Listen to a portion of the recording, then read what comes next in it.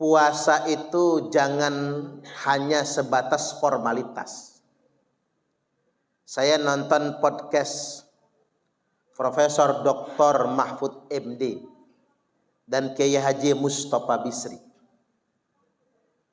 Yang menarik ketika saya nonton podcast itu, Pak Mahfud MD mengatakan Tuhan yang ada di bulan Ramadan itu sama dengan Tuhan yang ada sebelum atau sesudah Ramadan.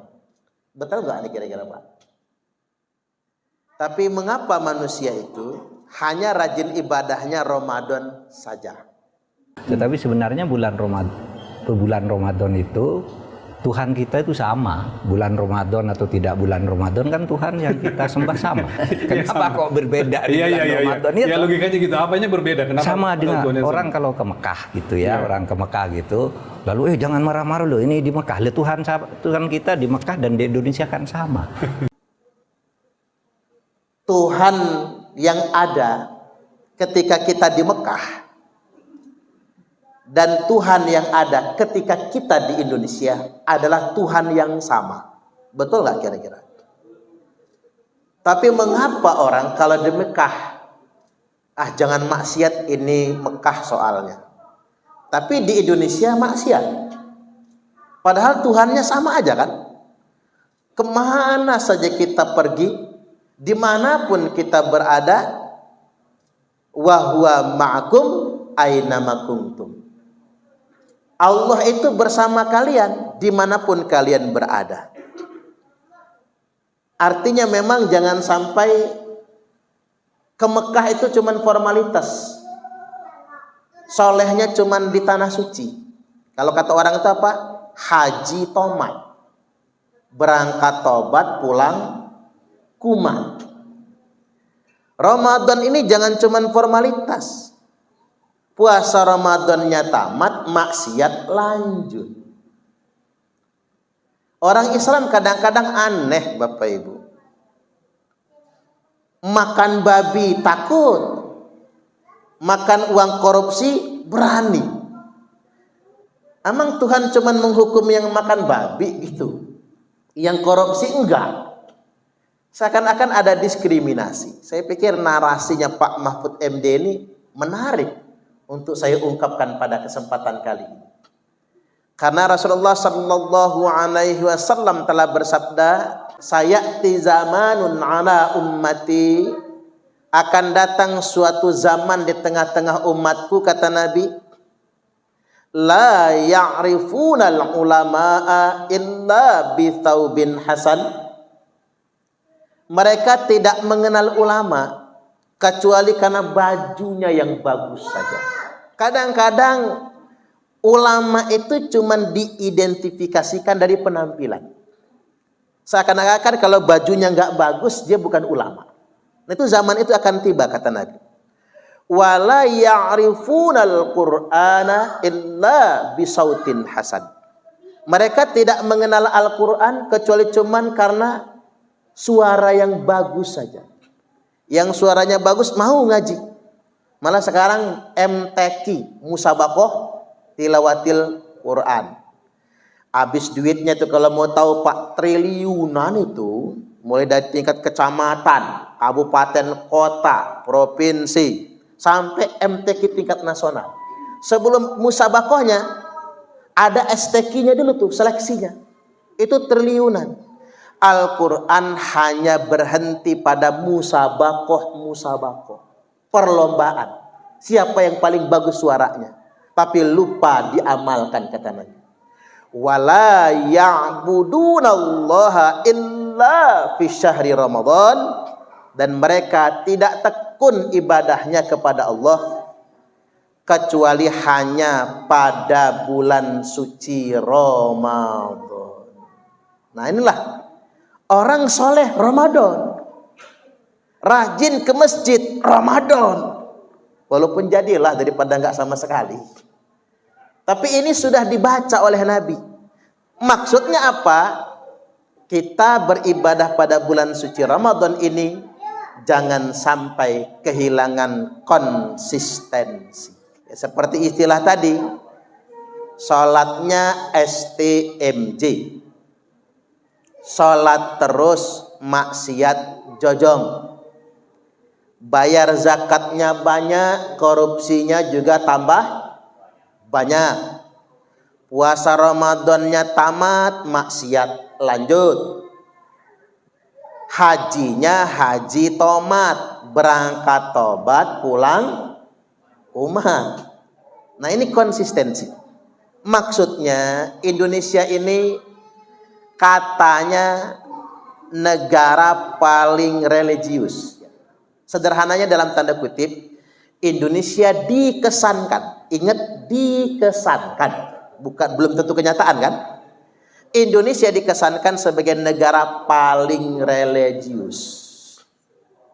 Tapi sayang Bapak Ibu, yang katanya negara paling religius ini kriminalitasnya tinggi, korupsinya juga masuk jajaran negara korupsi papan atas.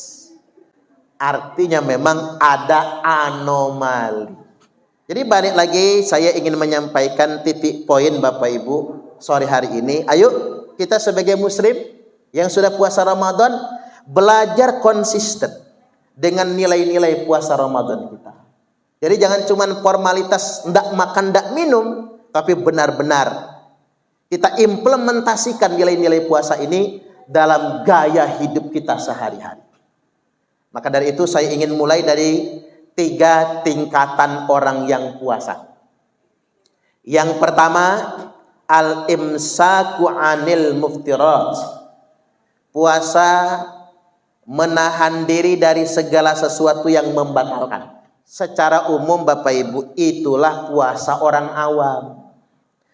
Artinya kalau sekedar itu puasa, ya pantesan orang Islam di Indonesia ini rata-rata puasa tapi belum mempengaruhi nilai dirinya, kualitas dirinya nggak meningkat, kepribadiannya nggak tambah baik, akhlaknya nggak tambah bagus, mentalnya nggak tambah kuat, spiritualitas ketakwaannya juga tidak bertambah takwa kepada Allah, karena puasanya hanya sampai situ. Kam min shaimin laisa lahu min siyamihi illal ju' wal 'atas. Puasanya cuman lapar sama haus. Enggak makan sama enggak minum, ya enggak ada nilai apapun dari puasanya. Nah sekarang kita ingin naik kelas, naik ke tingkat yang kedua. Kalau yang pertama tadi al-imsaku anil muftirat, mengendalikan diri dari yang membatalkan, kita naik kelas sekarang. Wal imsaku anil hawa, mengendalikan hawa nafsu. Nafsu itu diri Pak, dari di sini. Makanya saya ingin sampaikan, bukan setan yang membuat kita berbuat maksiat, tapi nafsu kita. Kalau setan, ini buktinya Pak. Idza jaa Ramadan, kalau Ramadan datang, futihat abwabul jannah, pintu surga dibuka semua. Wa ghulliqat abwabun nar, pintu neraka tutup semua. Wasul silati syayatin, setan diikat semua. Ini bulan Ramadan setan diikat. Tapi masih banyak yang maksiat. Kemarin Bapak Ibu judi sabung ayam di Waikanan itu sampai gugur 3 anggota kepolisian ditembak. Itu bulan Ramadan loh. Padahal setan diikat kan. Makanya ada pengumuman begini.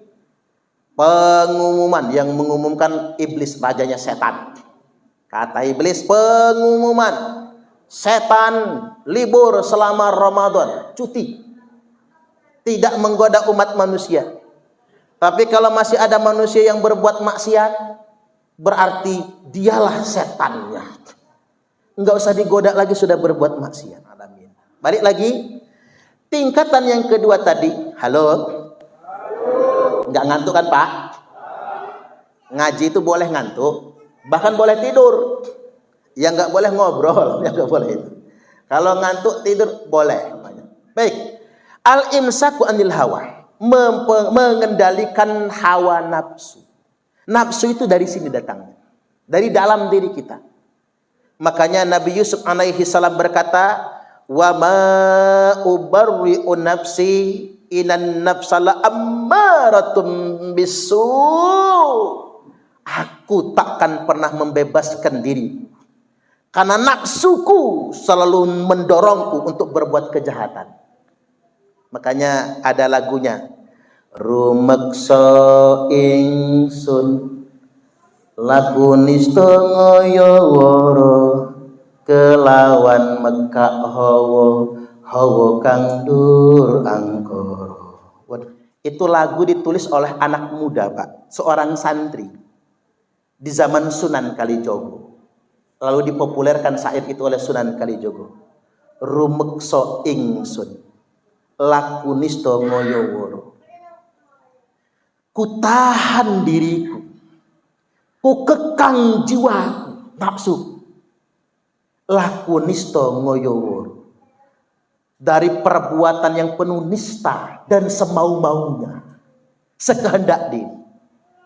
Kelawan mekak hawa kang dur angkoro, dengan cara mengendalikan hawa nafsu, hawa kang dur angkoro, yakni hawa nafsu angkara murka.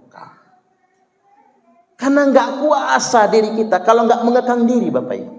Makanya kata Sunan Ampel, puasa itu definisinya hening cipto nutup babakan hawa songo. Puasa itu mengendalikan 9 lobang. Apa saja 9 lobang itu? 2 lobang mata, ditambah 2 lubang hidung, 4, ditambah 2 lubang telinga, 6, yang ke-7 lubang mulut alias cangkem, yang ke-8 dan ke-9 lubang bawah. Itulah mengapa Bapak Ibu hadirin wal hadirat rahimakumullah, 9 lubang itu selalu mengeluarkan kotoran. Dari lubang mata, kotoran yang keluar namanya belek. Dari lubang hidung, kotoran yang keluar namanya upil, ingus, umbel. Dari lubang kuping namanya congek bin cule.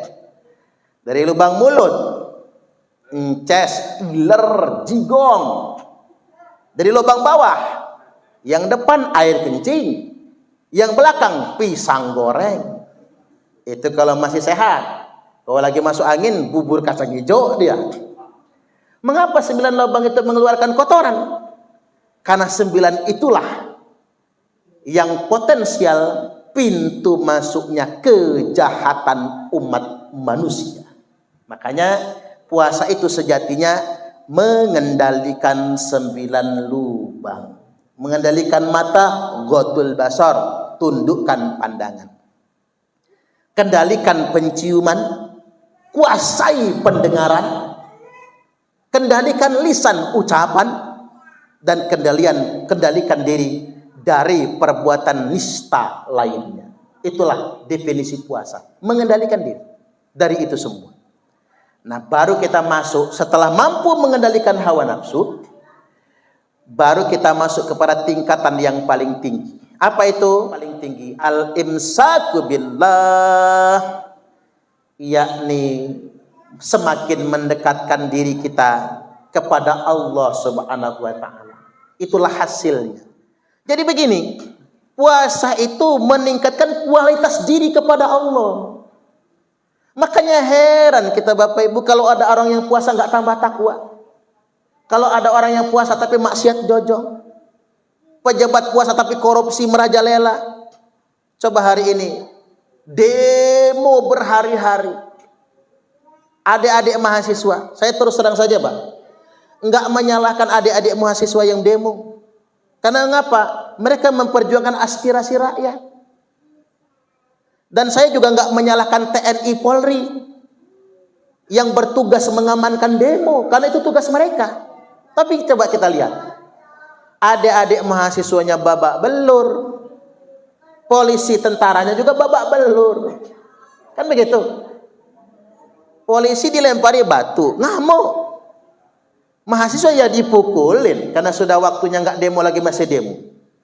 Cuman yang saya salahkan tuh bukan Pak Polisi, bukan Pak TNI, bukan adik-adik mahasiswa. Yang saya salahkan itu pejabat-pejabat di atas yang mengambil kebijakan tapi tidak pernah memikirkan rakyat. Mereka enak, Pak. Fasilitas kantor yang semua ada, rumah mewah, mobil dinas negara yang bayarin, rakyat yang ngongkosin, rumah dinas rakyat yang bayarin. Mereka semau-maunya mengambil kebijakan yang mengorbankan rakyat. Akhirnya kalau demo yang jadi korban mahasiswa, jadi korban, aparat negara juga jadi korban. Mbok jauh buat pemimpin-pemimpin di atas itu, kalau membuat kebijakan bukan untuk menguntungkan kepentingan politik, tapi benar-benar untuk kesejahteraan rakyat. Ya ini tadi, Pak. Makanya saya salut sama Pak Deddy Mulyadi. Ketika ada undang-undang yang menyatakan STNK mati 2 tahun, pajak nggak dibayar 2 tahun ya. Pajak nggak dibayar 2 tahun, motor disita. Berapa banyak motor disita, Pak, mobil disita. Pak Deddy Mulyadi malah menghapus biaya tunggakan pajak dan menghapus biaya BBN kami. Ini keren ini. Pemimpin itu harus begitu memang, agar dicintai oleh rakyat. Indonesia ini negara sejahtera, Bapak Ibu. Halo? Sejahtera. Kita segalanya ada. Mengapa ada UP Tarahan? Ngapa? Karena kita punya batu bara. Batu bara itu punya siapa? Ya punya kita. Diambil dari bumi Indonesia. Kita nggak beli ke Singapura. Kita nggak beli ke Amerika, Pak, batu bara itu. Indonesia ini gemah ripah roh jinawi. Toto tentrem kertora harja. Murah sandang, murah pangan. Bukan lautan, tapi kolam susu. Tongkat kayu dan batu menghidupimu. Indonesia ini negeri yang luar biasa, kaya. Tapi inilah anehnya, beras di Singapura lebih murah dari Indonesia. Padahal Singapura sejengkal aja nggak punya sawah. Ini kan aneh, aneh, Pak. Singapura nggak punya gas, tapi gas di Singapura lebih murah daripada Indonesia. Malah gas Indonesia dikirim ke Singapura. Apa nggak geblek ini Indonesia ini, Pak? Ini kan kenyataan di negeri kita ini. Seakan-akan negara ini nggak mau direpotkan oleh rakyatnya dewe.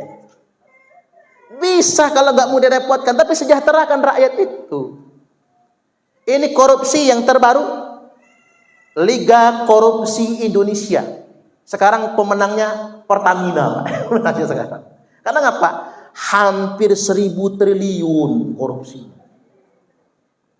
Itu 1.000 triliun itu nolnya berapa itu ya? Kalau dipencet di kalkulator, error kalkulator. Itu kalau dibelikan cendol berbuka puasa, Pak. Tenggelam Lampung ini sama laut cendol. Saking banyaknya itu. Artinya mengapa Indonesia ini negara sejahtera? Sumber daya alamnya lengkap, semuanya serba ada. Minyak ada, batu bara ada, PLTA ada semua. Indonesia kaya raya. Tapi masyarakatnya miskin karena korupsinya yang merajalela. Korupsinya yang melampaui batas. Mengapa Indonesia ini negara yang sangat kaya, tapi rakyatnya miskin? Bukan rakyatnya pemalas, Pak. Nggak ada yang ngalahin getolnya orang Indonesia kalau urusan kerjaan. Tapi karena korupsi merajalela. Padahal kita mayoritas muslim, tapi mentalitas kita tidak mencerminkan mentalitas sebagai seorang muslim.